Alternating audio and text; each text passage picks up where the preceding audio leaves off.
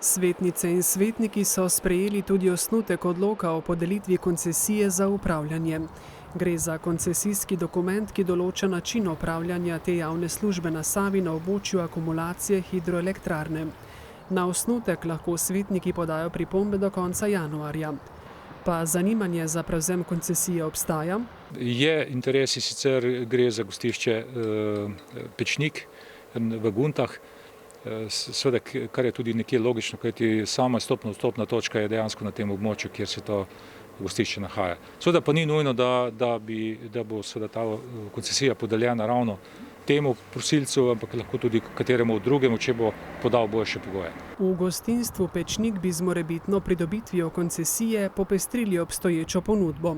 Želijo namreč, da dajemo svoje ribiške čolne v najem oziroma v posojilo ribičem, ker bi mogoče sčasoma s pomočjo lokalne skupnosti uspeli, da bi tudi ribiči od drugod prihajali na Savo. Poleg tega je tik nad vstopno in izstopno točko tudi njihovo parkirišče.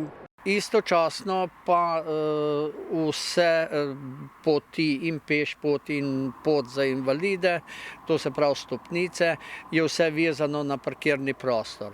Zaradi vsega naštetega so še toliko bolj zainteresirani za pridobitev koncesije.